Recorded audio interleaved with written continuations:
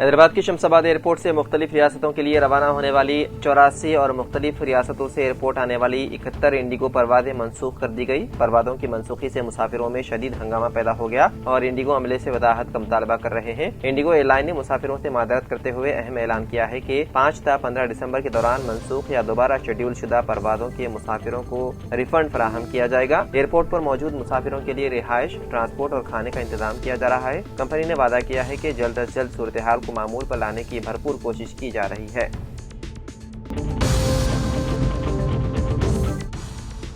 रियासत तेलंगाना में पंचायत इंतखाबात की सरगर्मियां उरूज पर हैं। इस दौरान एक जनखे ने भी इंतखाबी मैदान में उतरने का फैसला किया। मंचिरियाल जिले जयपुर मंडल के वेंकटरावपल्ली पंचायत की सरपंच उम्मीदवार के तौर पर उसी गांव से ताल्लुक रखने वाली ट्रांसजेंडर कुमारी वैशाली ने अपना पर्चा नामजदगी दाखिल कर दिया। इस पंचायत की सरपंच निश्चित जनरल वुमेन यानी कि आम खवातीन के लिए महफूज रखी गई है। दिलचस्प बात यह है कि वैशाली ने गुज़िश्ता असेंबली इंतखाबात में भी चिन्नूर हल्के से नामजदगी दाखिल की थी, लेकिन बाद में उसे वापस ले लिया था। अब देखना यह है कि इस बार भी सरपंच उम्मीदवार के तौर पर मैदान में बरकरार रहेंगी या फिर एक बार फिर नामजदगी वापस ले लेंगी। यही सवाल अवाम में दिलचस्पी का मौजू बना हुआ है।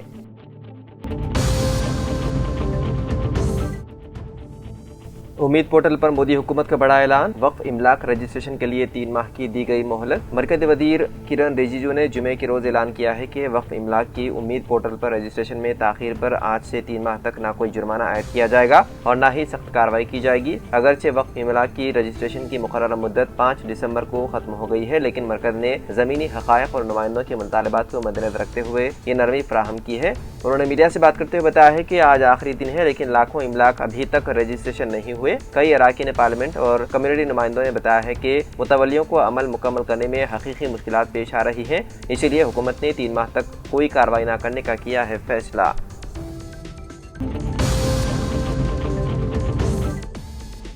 खैरताबाद के एमएलए दानम नागेंद्र ने कहा है कि अगर वज़ीर आला रेवंत रेड्डी उन्हें इस्तीफा देने का हुक्म दें तो वो अपने ओहदे से मुस्तफ़ी होने के लिए तैयार है। ताहम उन्होंने वादे किया है कि ताहाल इस्तीफे का मामला बाज़ाब्ता तौर पर ज़ेर बहस नहीं आया। वो ये बात सहाफ़ियों के सवालात के जवाब में कह रहे थे जो उनके खिलाफ जारी नाअहली की कार्रवाई से मुतालिक थे। डी नागेंद्र ने हिमायतनगर और नारायणगुड़ा में 1 करोड़ 40 लाख रुपए मालियत के ड्रेनेज और सड़क के कामों का सगे बुनियाद रखा। इस मौके पर उन्होंने कहा कि वो सुप्रीम कोर्ट में जारी समाअत में अपने दलाइल पेश करने के लिए पूरी तरह तैयार है। अपनी सियासी जद्दोजहद पर एतमाद जाहिर करते हुए उन्होंने कहा है कि इंतखाबात में हिस्सा लेना और जीत कर वापस आना उनके खून में है। उन्होंने याद दिलाया कि वो अब तक 11 बार इंतखाबात लड़ चुके हैं। दानम नागेंद्र ने बताया है कि उन्होंने पार्टी इन्हिराफ के मामले पर अपनी दरख्वास्त सुप्रीम कोर्ट में दाखिल कर दी है। उन्होंने कहा कि मामला अभी भी सुप्रीम कोर्ट और असेंबली स्पीकर के ज़ेर इल्तिवा है।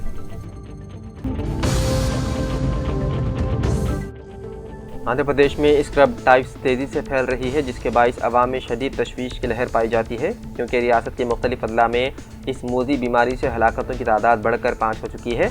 महकमे सेहत के मुताबिक विजयनगरम, पालनाडु, बापटला और नेल्लोर अदला में अमवात रिकॉर्ड की गई, जबकि कई मरीज सरकारी व खानगी अस्पतालों में ज़ेर इलाज हैं। तिब्बी माहिरीन का कहना है कि स्क्रब टाइफ्स ज़्यादातर झाड़ियों और घास वाले इलाकों में पाए जाने वाले कीड़ों के काटने से फैलता है और तेज़ बुखार, शदीद जिस्मानी दर्द, सर दर्द, कमज़ोरी और जिस्म पर सुर्ख धब्बे उसकी नुमाया अलामत है। डॉक्टरों के मुताबिक इलाज में ताख़ीर और अलामत को नज़रअंदाज करने की वजह से अमवात में इजाफा हो रहा है। लिहाजा शहरी किसी भी किस्म की बुखार की कैफियत या मुश्तबा अलामत ज़ाहिर होने पर फौरी टेस्ट करवाएं और अस्पताल से रुजू करें। रियासती हुकूमत ने तमाम हॉस्पिटल्स को खुसूसी अलर्ट जारी करते हुए ज़रूरी दवाओं और टेस्टिंग किट्स की दस्तियाबी बढ़ाने और मुतासरा मरीजों के लिए खुसूसी वार्ड कायम करने की हिदायत दी, जबकि महकमे सेहत ने आवाम को घास या जंगली इलाकों में जाने से एहतियात बरतने और सेहत के मुतालिक किसी भी मुश्तबा सूरत हाल को हरगिज़ नज़रअंदाज न करने का मशवरा दिया।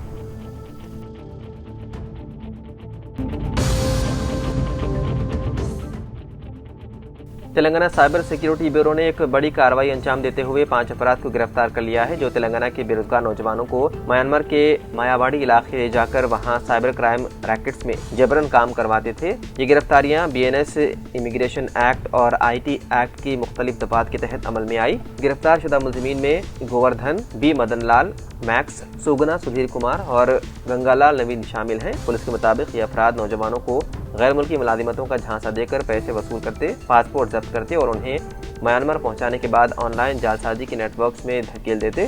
2 متاثرین شرن اور جیون ریڈی مایاوڑی میں حراست کے دوران میانمار آرمی کے ہاتھ لگنے کے بعد فرار ہونے میں کامیاب ہوئے اور وزارت داخلہ کی مدد سے ہندوستان واپس لائے گئے۔ متعدد تلنگانہ سائبر سیکیورٹی بیورو نے واپس آنے والے 45 مسافرین کے بیانات قلم بند کیے، ان کے آلات کا ڈیٹا حاصل کیا اور ایک خصوصی تفتیشی ٹیم تشکیل دی۔ تحقیقات سے پتہ چلا ہے کہ اسمگلرز انسٹاگرام، ٹیلی گرام اور دیگر سوشل میڈیا پلیٹ فارمز پر جعلی اشتہارات جاری کرتے تھے جن میں نوجوانوں کو بیرون ملک ہائی پے ڈیٹا انٹری جابز کا لالچ دیا جاتا تھا، مگر میانمار پہنچتے ہی انہیں مجبور کیا جاتا تھا کہ وہ سرمایہ کاری کے نام پر دھوکہ دہی، ڈیجیٹل اریسٹ اسکیمز، OTP حاصل کرنے کے طریقے، رومانوی فراڈ اور دوسرے آن لائن جرائم جیسے غیر قانونی دھندوں میں حصہ لیں۔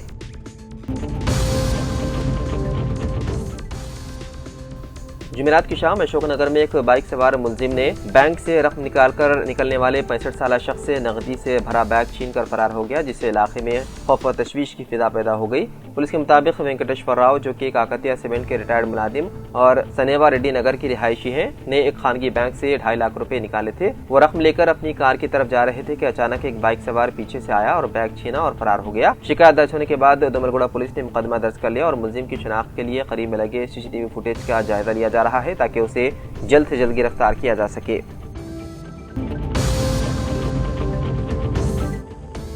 راجندر نگر پولیس اسٹیشن حدود میں چند آوارہ نوجوانوں کی غنڈہ گردی کا واقعہ سامنے آیا جس نے مقامی شہریوں میں خوف و ہراس پیدا کر دی۔ بتایا جا رہا ہے کہ ڈیری فارم سے مہدی پٹم جانے والی سڑک پر کچھ نوجوانوں نے سڑک پر کھلے عام ہنگامہ آرائی کی۔ تفصیلات کے مطابق بغیر نمبر پلیٹ والی موٹر سائیکلوں پر سوار چند نوجوانوں نے نہ صرف تیز رفتاری سے گاڑیاں دوڑائی بلکہ ایک بے زبان گھوڑے کو بھی بری طرح سے ہانکتے ہوئے سڑک پر شدید افراتفری پھیلا رہے تھے۔ ویڈیو میں دیکھا گیا ہے کہ نوجوانوں کا ایک گروپ نہایت خطرناک انداز میں گھوڑے کا استحصال کرتے ہوئے گاڑیوں کے درمیان گھوم رہا تھا۔ ان کی حرکت سے نہ صرف ٹریفک کی رفتار متاثر ہوئی بلکہ راہگیروں اور گاڑی چلانے والوں کو بھی شدید پریشانی کا سامنا کرنا پڑا۔ مقامی لوگوں نے راجندر نگر ٹریفک پولیس سے مطالبہ کیا ہے کہ ان نوجوانوں کی فوری نشاندہی کی جائے اور ان کے خلاف سخت کارروائی کی جائے۔ مقامی افراد کے مطابق اگر وقت پر کارروائی نہ کی گئی تو ایسے واقعات علاقے کے امن اور ٹریفک نظام کے لیے سنگین خطرہ بن سکتے ہیں۔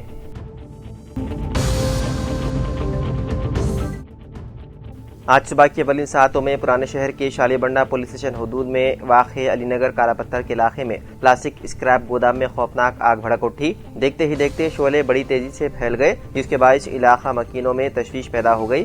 مقامی افراد نے فوری طور پر فائر بریگیڈ کو اطلاع دی جس کے بعد فائر انجنوں کی ٹیمیں موقع پر پہنچ کر سخت جدوجہد کے بعد آگ پر قابو پانے کی کارروائی جاری رکھی۔ ابتدائی اطلاعات کے مطابق حادثے میں لاکھوں روپے مالیت کا سامان جل کر خاکستر ہو گیا۔ متاثرہ افراد نے حکومت سے اپیل کی ہے کہ وہ ان کی مالی امداد کرے کیونکہ اچانک پیش آئے اس حادثے نے انہیں شدید معاشی نقصان سے دوچار کر دیا ہے۔ حیدرآباد میں مسلسل پیش آنے والے آتش زدگی کے واقعات نے شہریوں میں تشویش پیدا کر دی ہے۔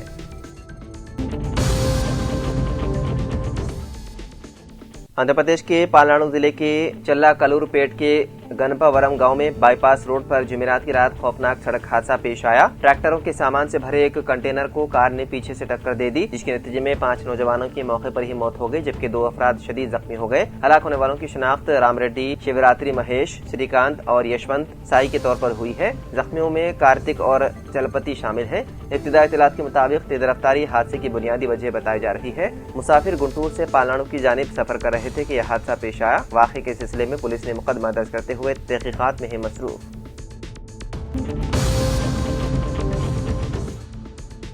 تلنگانہ کے جگتیال شہر میں جائیداد اپنے نام کرنے کے لیے والدین کو ستانے والے بیٹے کو 1 ماہ کی جیل کی سنائی گئی سزا۔ والدین کی خدمت دیکھ بھال سے غفلت برتتے ہوئے ان کی جائیداد اپنے نام رجسٹر کرنے کے لیے مسلسل ہراساں کرنے والے بیٹے کو عدالت نے سخت سزا سنائی ہے۔ جگتیال فرسٹ ایڈیشنل مجسٹریٹ شری نجا کوہیکار نے جمعرات کو فیصلہ سناتے ہوئے ملزم رمیش کو 1 ماہ کی سادہ قید اور 500 روپے جرمانہ عائد کیا۔ تفصیلات کے مطابق جگتیال شہر سے تعلق رکھنے والی ستیاوتی اور برہمانندم کے بیٹے رمیش نے طویل عرصے سے ضعیف والدین کی دیکھ بھال نہ کرتے ہوئے ان کے نام پر موجود رہائشی مکان کو اپنے نام منتقل کرنے کے لیے دباؤ ڈال رہا تھا۔ اس رویے سے تنگ آ کر خاتون ستیاوتی نے گزشتہ دنوں جگتیال ٹاؤن پولیس اسٹیشن میں شکایت درج کروائی تھی۔ پولیس نے کیس درج کرتے ہوئے تحقیقات مکمل کی اور ثبوتوں کے ساتھ چارج شیٹ عدالت میں پیش کیا۔ تمام شواہد کا باریک بینی سے جائزہ لینے کے بعد عدالت نے والدین کو نظر انداز کرتے ہوئے انہیں ذہنی اذیت دینے کے جرم میں رمیش کو سزا سنائی۔ عدالتی فیصلے کو والدین کے حقوق کے تحفظ کے لیے ایک اہم مثال کے طور پر دیکھا جا رہا ہے۔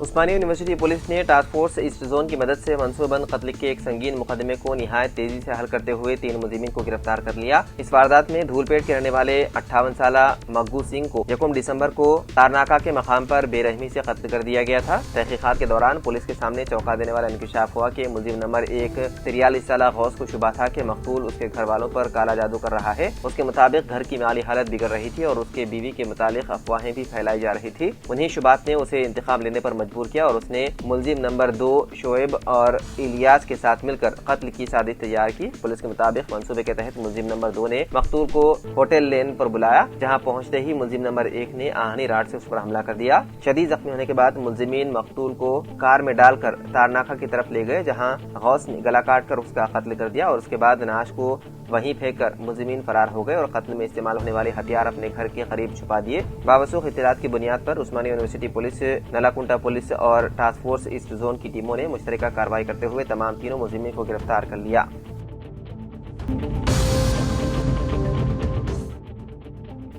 مرکزی حکومت کی جانب سے اقلیتی بہبود بالخصوص اسکالرشپ کے مسلسل تعطل نے تلنگانہ کے ہزاروں طلباء اور دیگر ترقیاتی منصوبوں کو شدید متاثر کیا۔ لوک سبھا میں پیش کیے گئے تازہ اعداد و شمار سے انکشاف ہوا ہے کہ گزشتہ 3 برسوں سے پردھان منتری جن وکاس پروگرام کے تحت تلنگانہ کو 1 روپیہ بھی جاری نہیں کیا گیا۔ جس حلقے لوک سبھا نلگنڈا کی نمائندگی کرنے والے کانگریس کے رکن پارلیمنٹ رگھویر ریڈی کی جانب سے پارلیمنٹ میں پوچھے گئے سوال کا تحریری جواب دیتے ہوئے مرکزی وزیر اقلیتی امور کرن رجیجو نے وعدے کیا ہے کہ سال 2022 سے سال 2025 تک 3 سالوں کے دوران تلنگانہ کو پردھان منتری جن وکاس پروگرام فنڈز کی مد میں کوئی رقم جاری نہیں کی گئی۔ اس کے علاوہ اقلیتی طلباء کے لیے پری میٹرک اور پوسٹ میٹرک اسکالرشپ اسکیمات بھی سال 2021-22 کے بعد سے منظور نہیں کی جا رہی ہے، جس سے تلنگانہ کے ہزاروں طلباء تعلیم کے اہم مراحل میں مشکلات سے دوچار ہیں۔